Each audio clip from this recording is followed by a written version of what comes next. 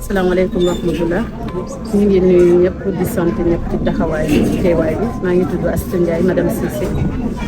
maa ngi dëkk Aïnou Mady tout juste à côté de l'école donc initiative bi activité bi boobu ñu ko defee c'est suite à un constat gis délabrement école bi ñun en tant que citoyenne d'abord ñu xam ne éducation c'est la base du développement et on croit aussi à l'égalité des chances moo tax ñu ne waruñu bàyyi suñu doom yi suñu jarbaat yi xale yi nekk dans ces conditions aussi dañu contacté directrice bi waxtaan ak moom di waxtaan ak aussi l'université numérique les étudiants en sociologie on s'est joint on a fait la mutualisation des efforts ñu boole doole boole xalaat yi taxawal ñu ngi remercier nag bu baax les délégués de quartier, la population de Aïnou Mady, honorable député pour son accompagnement, Khalatam Yarafel, et son appui financier. J'en profite pour passer un message de remerciement aussi aux structures qui dans les parages, que ce soit pharmacie Aïnou Mady, pharmacie de Dioma, groupe Sonatel, à travers Orange bu Kër Massar bi, ils ont fait une participation symbolique. De même que Manchallah transport et quelques habitants def nañ ci lu ñu mën wax nañ ci seen xalaat ñaanal nañu donc c'est un investissement humain on pense vraiment lu ñu gëm lu ñu yëkkati mooy l'école c'est la base de tout socle savoir boo xam ne duñ ko xale yi duñ réussir seen base élémentaire dina mën a poursuivre pour les études supérieures looloo tax ñu taxaw maa ngi remercier bu baax jeunesse patriote bi depuis le début boobu ñu ma mettre en contact avec Souleymane chacun sa di ko wéccante xalaat étudiant aussi c'est la même chose et Mamadou Ba Galaye ak kii Diop toujours ñu ngi taxaw ci liggéey bi donc maa ngi remercier ñëpp suñ gouvernance scolaire bi maa ngi koy remercier bu baax suñ présidente bi et voilà yal nañu yàlla may ndam et voilà c'est un projet de long terme lii c'est juste des étapes c'est la première étape et Inch'Allah on compte continuer cette initiative pas seulement ak Massar mais voilà on va voir lu ñu ci mën a jàpp daal en tant que dëkk ci dëkk bi lu ñu ci mën a defar maa ngi gërëm ñëpp di rafetlu waay teewaay bi. asalaamaaleykum mbooloo mi di leen nuyu di leen sant seen teewaay ci li ñëpp bokk. mu nekk une préparation pour la rentrée solennelle des ouvertures parce que dañu dégg benn slogan buy daw ñu di ne que dañuy war a tijji bis bu ñuy tijji bis boobu la ñu war a jàng mooy ubbitee jàngtee donc loolu d'accord xaw na bett nit ñi mais préparatif bi moo xawoon jafe tuuti mais néanmoins la jeunesse pastéfienne a su prendre cela à bras le corps le taureau par les cornes loolu moo tax ñun tam ñii nekk ci quartier bi ñu génne ñoo dugal ci sunu loxo parce que école bi d'abord li mu représenté du pour benn quartier école Aïnou Mady bi dafa bokk école yi ñuy jëkk a sant ci Aïnou Mady mu nekk école boo xam ne population bi daanaka ñoom ñoo posé les premières briques mur ya toilette ya les premières classes yëpp population yi ñoo ko liggéey kon population yi bi école yi sottee ba pare les premières classes ñi ko occupé ce sont tout Kër Massar tout Aïnou Mady donc yàlla dogal géographiquement école bi nu mu placé mu nekk ci xolu Aïnou Mady parce que Aïnou Mady c'est un chevauchement entre tous les quartiers loolu moo tax lu mel ni loxo ñëpp moo ci waroon dugg du ma ne délégué yi ñëpp mais dama ne population yi yëpp la concerné moo tax bu ñu gisee taxawaay yu mel ni ñun dafa ñuy neex te dañ ciy bëgg dañuy sant ñi ko organiser di leen ñaanal nag lii nekk loo xam ne du yem fii rek mu nekk tout juste un début mu perdurer dans le temps ba école bi mën a nekk une école d'excellence parce que école bi mérité na ko quand même école bi actuellement am na ñoo xam ne fii la ñuy jàngee fii la ñuy def seen entrée seen sixième ay cadre la ñu mais bu ñoo ñëpp bu ñu yeewoon xalaat tuuti fa ñu dooree jàng kon école bi dana am leneen nu mu mel lu dul na mu mel nii parce que na mu mel nii moom jéggi na daayoo trop dara sottiwu fi mais ñu ngi ñaanal xale yi seen vision boobu ñu am xalaat boobu ñu am taxawaay boobu ñu am xam naa ne yombul ga ndax li fi ne une journée 2 journées 3 jours sax mënu tax mu jàgg waaye ñu ngi ci daal incha allahu di ñaanal les organisateurs yàlla wéral seen i cër ñu gudd fan lañ ñuy rêvé parce que kenn ku nekk libre nga xalaat sa bopp mu am loo bëggal sa bopp yàlla na leen yomb yàlla yomb ñu wér rek gudd fan ba mission bi ñu entamé nii c'est une mission parce que école bi je dis que waroon na bokk les meilleures écoles de Kër Massar hein parce que elle fait partie des premières écoles de Kër Massar te aussi elle est entourée d'élite gaa ñi dañu occupé wu feneen rek mais bu ñu gëstoon tuuti école bi dana am leneen lu mu mel kon ñu ngi leen jaajëfal di leen ñaanal seen ambition yi àgg fi ngeen ko bëgg a yóbbu déclaration bi may def nii nag c'est en présence du président et du délégué Demba Fall qui est de l'autre côté qui est mon voisin direct mais lui comme sachant que nu mu tudd école bi dafa ko concerné Kër Massar ñëpp moo waral teewaayam bi teel na fi ñëw xaw ma sax ndax ndekki na wante de teel na fi ñëw daal moom waaw kon à côté aussi il y a des personnalités telles que le président des parents d'élèves monsieur Diao moom aussi il est présent et la directrice devait être présente aussi mais elle est empêchée par un événement social qui fait que qu'elle ne soit pas là mais elle devait être présente comme tout le monde donc elle en est content c'est sur ces ordres que nous effectuons ce travail-là et je vous répète que c'est un travail de longue haleine parce que ce que nous avons constaté nous avons vu que presque tout est à reprendre ici Inch'Allah ñu ngi ñaan yàlla nag yàlla may ñu doole yàlla may ñu wér yàlla may ñu fekke te loolu ñu xalaat ñu àgg ci jàmm wasalaam. asalaamaaleykum maa ngi leen di nuyu di leen gërëm di leen sant parce que man may président APE bi man Mamadou Samba Diao président APE depuis 12 ans je suis là je suis là avec Ndikou madame Dione madame Soli qui ne ménage aucun effort dans cette école-là. La directrice, madame Soli, cette année, pour vous dire, on a eu 100% admis à l'entrée en sixième. Cette école. Et presque 95%, 99% au CFE. Il n'y a que 2 élèves qui ne sont pas admis au CFE. L'entrée en sixième, on a eu 100%. Et pour vous dire que les élèves qui sont là, ils sont des docteurs. Ils ont leur doctorat, ils ont leur maîtrise. C'est des députés, c'est des ministres.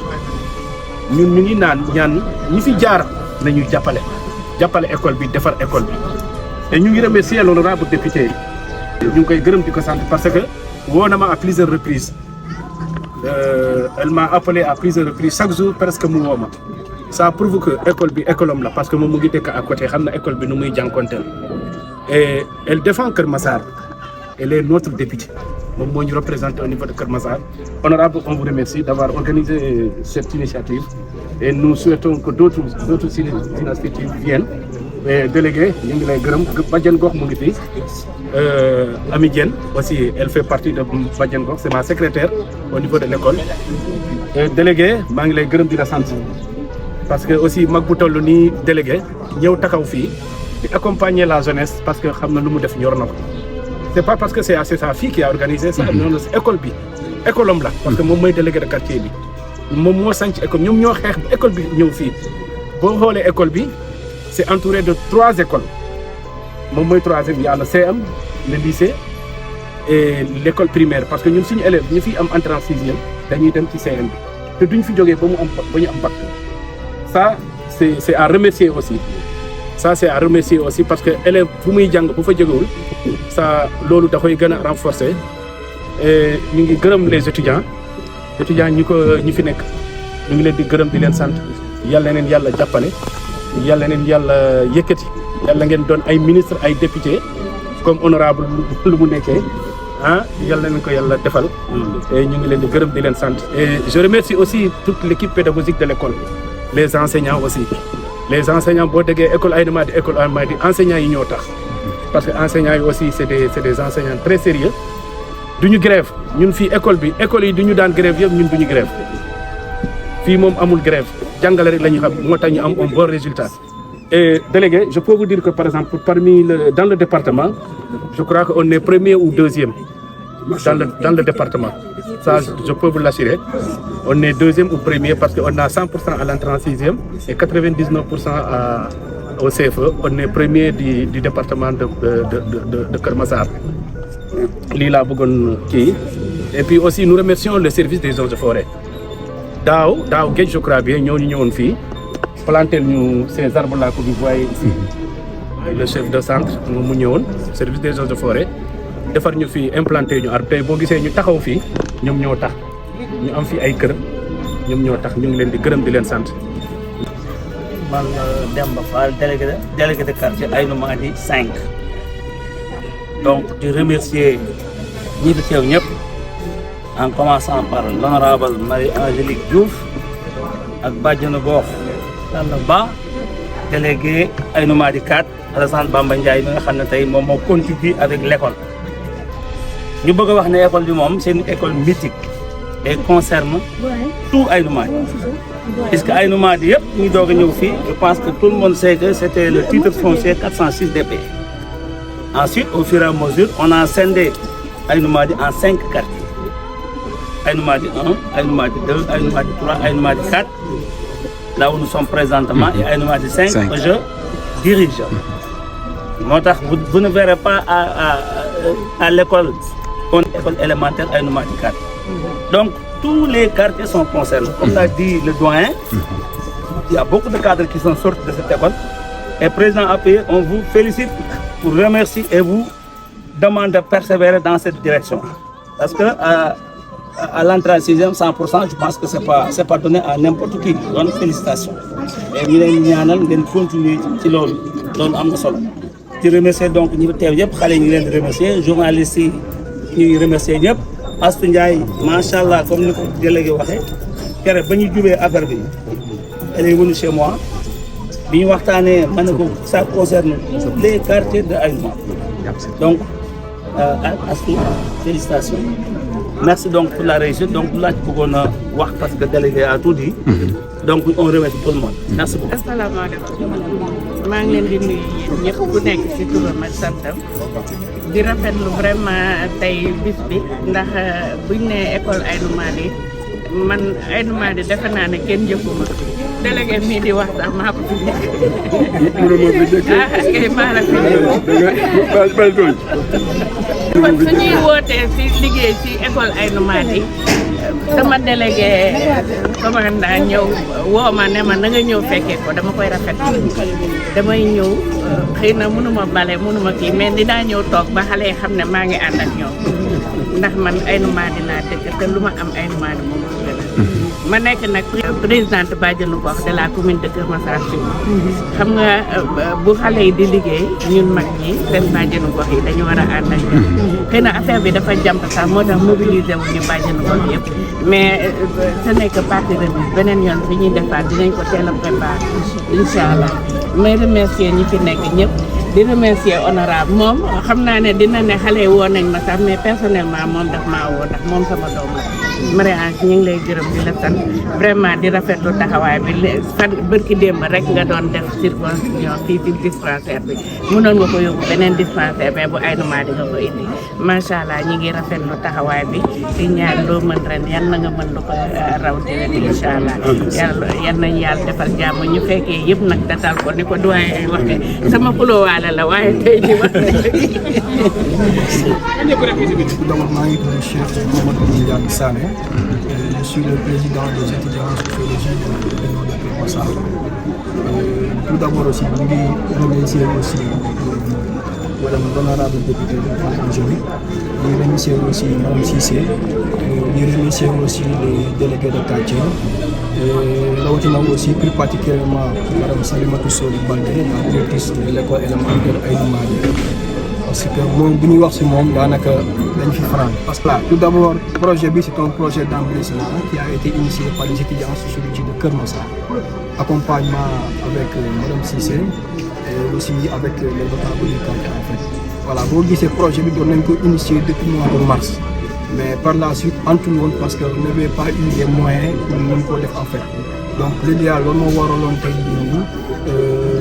vu que c'est un projet à long terme donc waraloon après ñu togg ko ba mu ñor comme ça au moins ñu mën a participer dans les activités sociales pour xam ne sociologie aussi nous sommes des soldats de la société parce que sociologue étudiant sociologie bi au moins moom toujours moom day nekk envers avec la société d'abord ñuy remercier aussi la cellule sociologie de l'Union de Kër Massar les membres du bureau parce qu'ils n'ont ménagé aucun effort pour la bonne réussite de cette activité-là parce que c'est une journée d'investissement humain suivi de social embellissement en fait donc l'idéal aussi li ñu koy def mooy dañ koy defal suñuy rakk suñuy am di jàmm yoo xam ne ñoo dëkk fi parce que la majeure partie des étudiants dëkkuñu fi en fait man mi di wax ñu ngi maa ngi dëkk Kër Mbaye Fall am na ñoo xam ne ñu ngi dëkk Tëngéej ainsi et cetera donc l'idéal aussi mooy ñëpp ñu ngi bàyyi seen i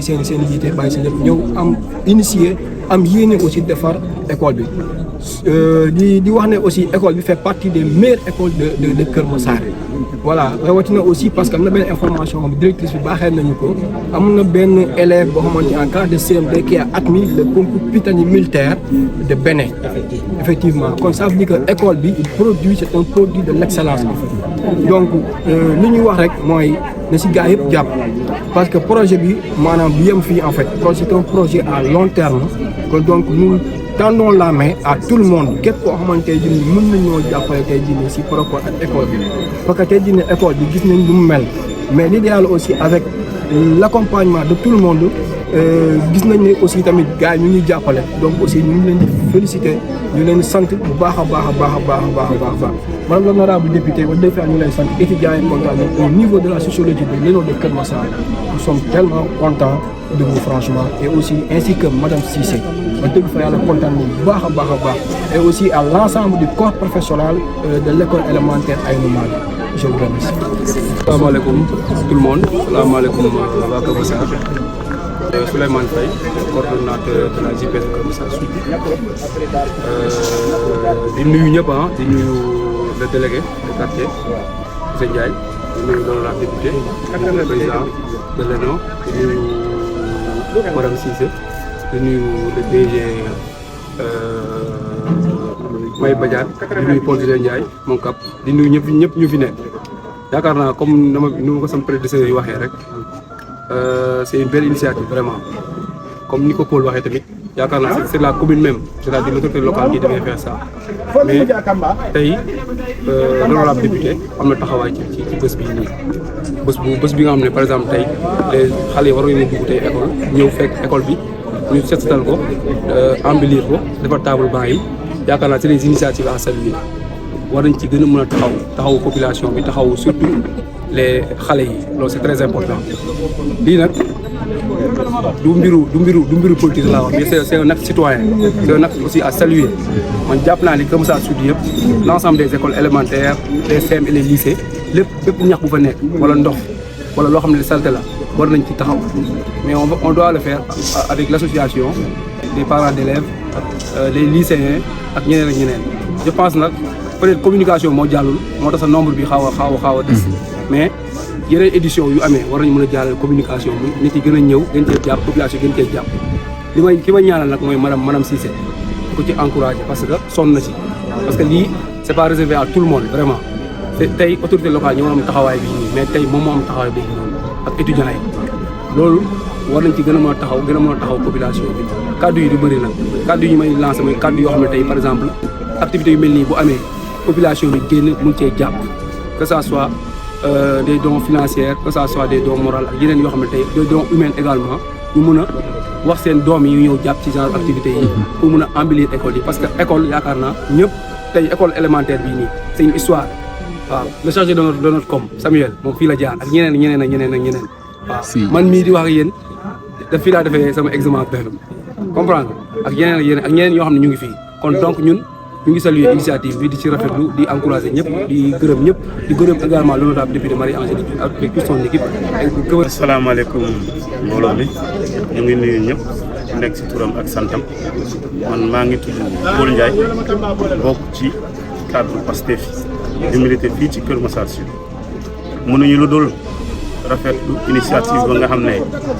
ñoom la madame Cissé ak délégué de quartier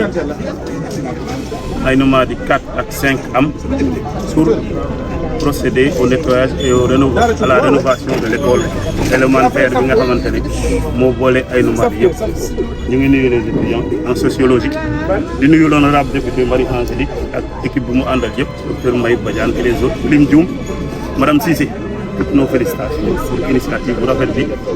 am naa ne lii état la waroon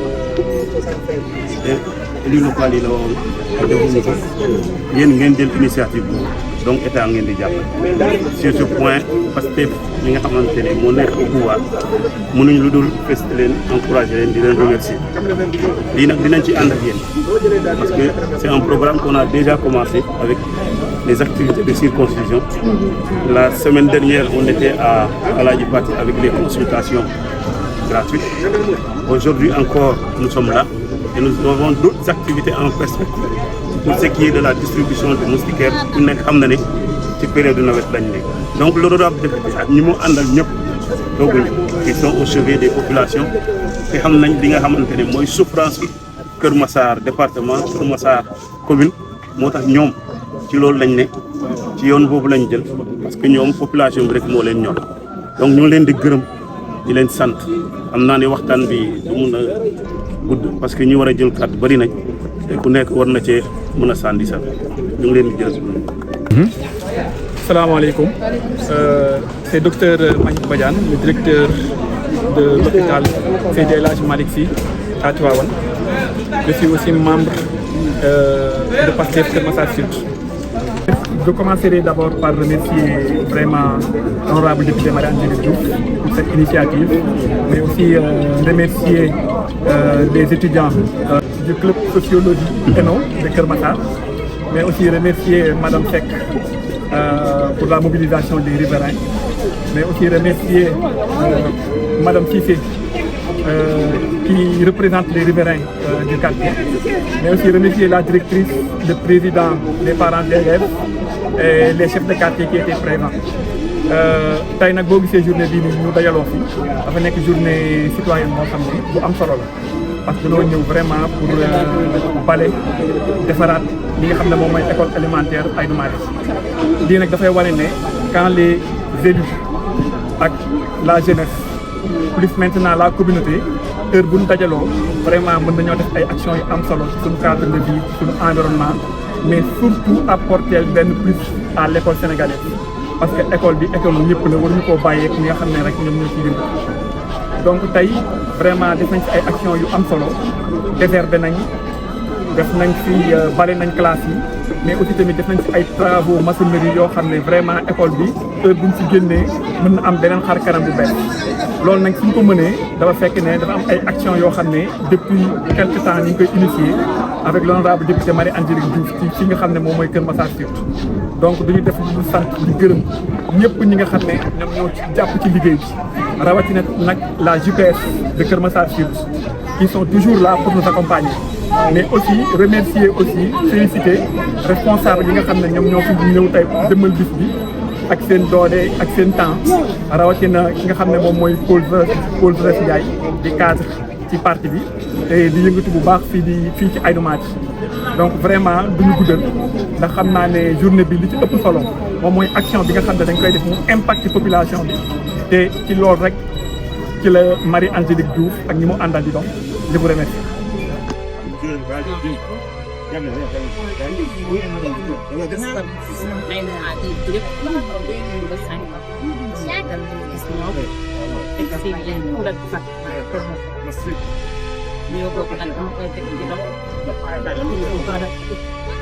nga xam ne première action bi ñu ko def ñu ngi ko commencé si école Aïnou Mady nekk école mythique du département de initiative bi dañu seeboole may remercier le président du social de l'université Cheikh Hamidou Kane de Kër Massar les étudiants en sociologie qui comprennent li ñuy jàng réellement jaar ci école bi ñu def des renforcements pour leurs camarades leurs cadets sous forme de tutorat gis école bi mu mel ñu am xel ñu bu rafet bi initier ko jaar nag ci madame Cissé Astou Ndiaye dëkk ci de Aïnou Mady 4 nekk riveraine ci école Aïnou Mady ñu dem gisi directeur bi wax ko seen mbébét pour journée bi sama programme sax laay wax parce que journée bi li ñu tëgg école bi yëpp journée bi mënu ko jeexal donc on commence pour poursuivre dans cette école di remercier également délégué de quartier yi nga xam ne bi ñu initier affaire bi seet leen dañ si impliqué wu dugal ci seen loxo muy le délégué de quartier de Aïnou Mady 4 le délégué de quartier de Aïnou Mady 5 ñoom ñu jógee ñoo ngi fi xool di remercier également la jeunesse patriote du Sénégal bi nga xam ne ñoo ngi fettoo Kër Massar Sud di nekk ci bopp bi nekk monsieur Souleymane Faye bu ma seet see man en tant que autorité ma leen mettre en rapport ak jeunesse boobu pour ñu piloter xëy na sama temps bu ma may tout le temps may fekkee rencontre gis naa liggéey bi ñu def en compagnie du président de l'amicale des étudiants en compagnie de Madame Cissé et en collaboration de la direction. Je remercie également waa UCG ñoom lépp luy activité citoyenne boo leen si woowee danañ la wuyu si te Madame Cissé mi woon na leen ci fii loo xam ne dañu doon bëgg a fetal quartier bi ñu wuyu si dañ ñu ñëwaat si école bi ñu wuyu si ñu. di remercier également cadre yi nga xam ne dañoo fettoo si parti ñoom tamit bi ñu yégee ni dañ see impliqué wu ñu ci mën seen loxo pour accompagner réussite journée bi di remercier également ASC yi nga xam ne dañoo ñëw impliqué wu gis naa fi ASC Dramé liggéey maa ngi remercier bàyyiwuma kenn remercier la le président des parents d'élèves moom it ñëw na wuyu si ñu bàjjenu gox yi ñëw nañu la présidente bi bàjjenu de la commune ak ñun boobu ba léegi tàllal damay am benn remerciement particulier nag madame Soli vraiment dina si félicité mooy damaa ñëw fekk fi une présidente du gouvernement scolaire de l'école Aïnou Mady 4 mu nekk une petite fille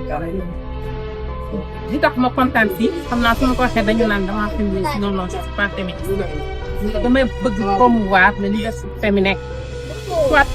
on est un leader né soit on est un leader devenu donc bu ma ñëwee fekk ko fi sànq ñu ne ko jëlal parole ñu naan ko waxal ci olof pour mettre ko à l'aise mu jël parole bi wax ci français wax vraiment li mu sentir j'ai été très fière très contente et très fière de vous madame Soli parce que yaa ngi wane ne yaa ngi promouvoir le leadership féminin à la base maa ne ay sa pare may sa marine bi may sa bëgg Kër Massar Sud bu ñu demee ba dootuma mën def dara si politique bi ngay ñëw di ma laaj sama xalaat en tant que député en tant que mairesse wala en tant que ministre damaa bëgg nag ñu accompagner ko bu baax si lépp accompagner ko si njàngum mais accompagner ko également si gëm-gëm bi mu gëm boppam la confiance en elle-même donc may remercier ñëpp lii nag buñ ko gisee xëy na le plus souvent buñ si gisee autorité politique dañuy bëgg jàpp ne dafa nekk une activité en coloration politique c'est pas le cas moo tax ma jël njukkal bi ne leen du man maa ko initié ñi ko initié c'est des étudiants ak madame Cissé ñu ñëw seet si ma impliqué wu parce que dañ ma yombalal liggéey bi fi ñu toll nii on est dans le temps de l'action ñun autorité politique yi nga xam ne yàlla daf ñoo jox ndombal tànk ñu nekk si gox yi ñun ñoo war a initier yii mais comme mënuñu nekk fépp à tout moment bu si nit ñi xalaatee ba teg ko bu nit ñi di def benn war nañoo def fukk loolu moo waral li ñu si war a impliqué bu yëpp ma yëkkati leen impliqué leen parce que nag l'éducation est une compétence transférée et le droit à l'éducation ñëpp dañ si war a mën a bénéficier wu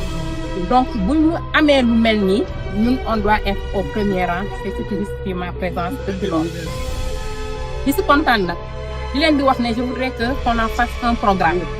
mu nekk un programme boo xam ne day nekk ay nomades au cœur mais dafay law ba ci département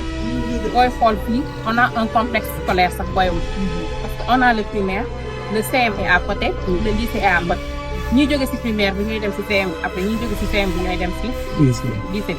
donc ça doit être une culture de citoyenneté de participation active de l'enfant dès le bas âge fii nii on ñu jàngale ko fii au niveau du primaire ba nga xam ne bu fiy jógee dem ci CM bi bay dem ci lycée bi kenn doog wax ne kaay ñu bokk defar ci loolu nag mooy li ñëpp bokk ñëpp jàpp ci bu ñu nee li ñëpp bokk ñëpp jot day fekk d'abord ñu ñëpp jot ñëpp jàpp ci loolu nag laay lancer un appel aux alumni de l'école primaire mooy képp koo xam ne mos na jaar école primaire parce que li tax ma ne ñu jaar ci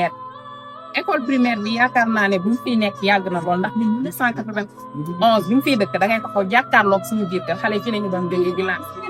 donc boobu ba léegi li mu fi formé yëpp y a pas mal de cadres qui habitent Kër Massar dañ leen di lancer un appel ñu leen di wax ne école bi leen formé école bu baax la école bu continuer di def des résultats la sous le pilotage de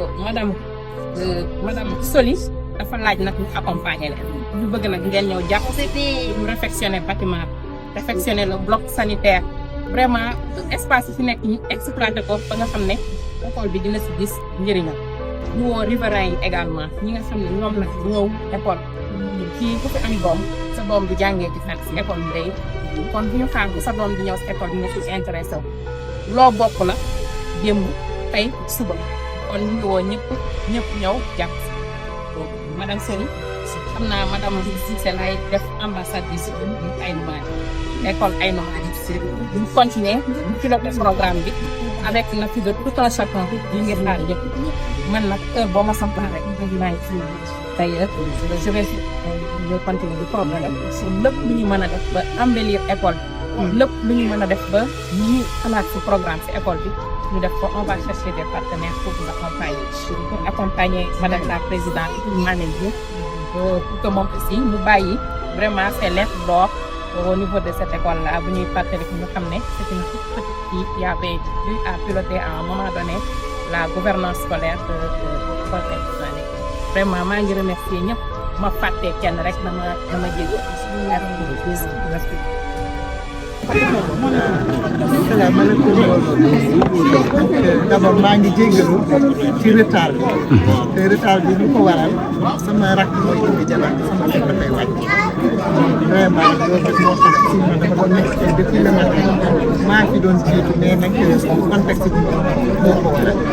di remercier ñëpp nag comme madame Marie-Ange ñu ko waxee madame député loolu naa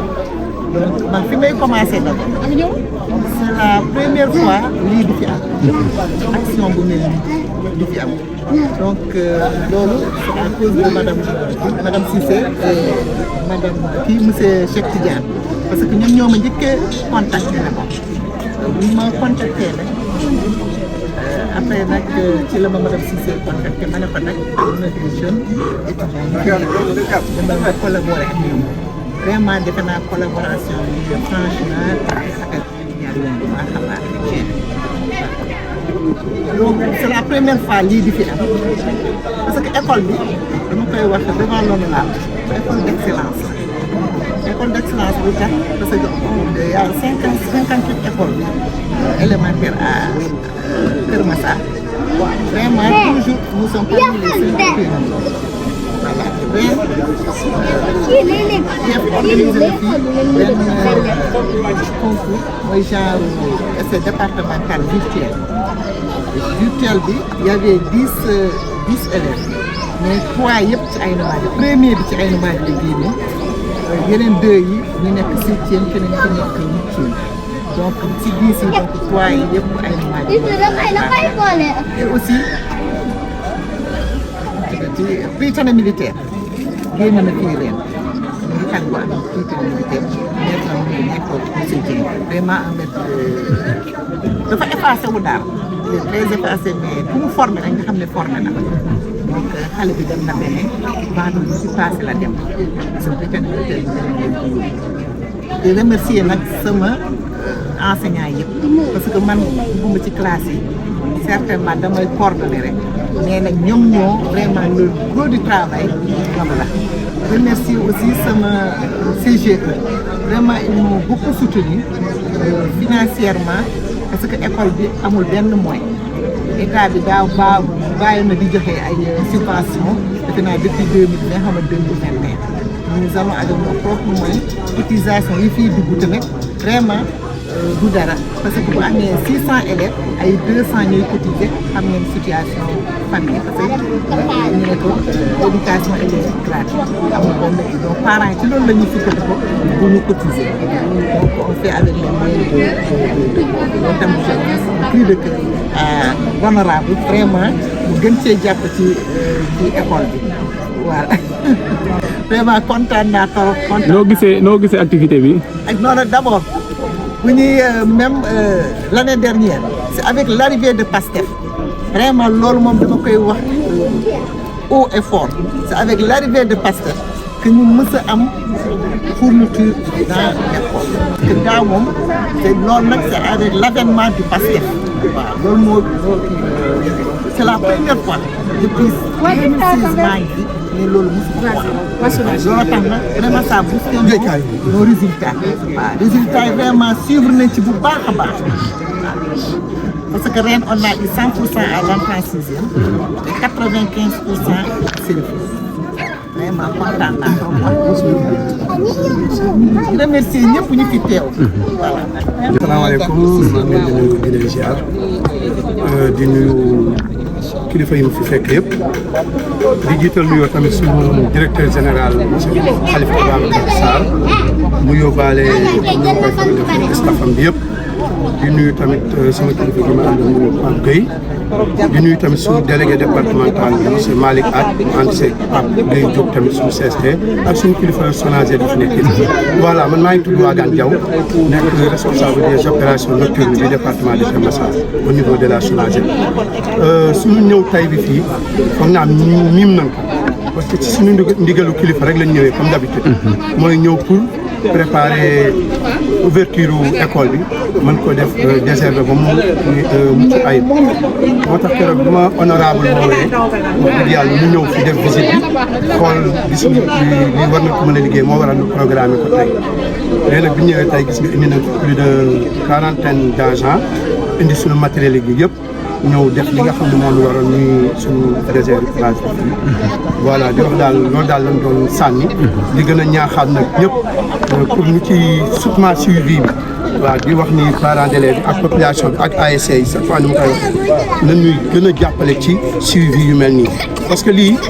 ñun suñu wareef la suñu kilifa ndigal la ñu jox muy suñu wareef mais tamit il faut que ASC yi di ñëw surtout ñoom fu ma dem dama koy wax ñoom il faut que ñuy impliqué wu ci lii voilà ASC Grand Médine comme ni ko honorable waxee gis naa leen parce que am na jour ñoo xam ne xàmmee naa leen kon li dafay am solo il faut que ASC yëpp di ñëw parce que message bi may gën a lancé mooy tey jii koñ bu ne ASC yi fa nekk rek waroon nañ mën a gérer lii ñun dinañ ñëw appuyer leen mais ASC yëpp dañ war a di def lu mel nii alors loolu daal laa ci doon sànni di leen jaajëfal di jaajëfaatal honorable vraiment di ko na ko yàlla defal jàmm ak état bi yëpp quoi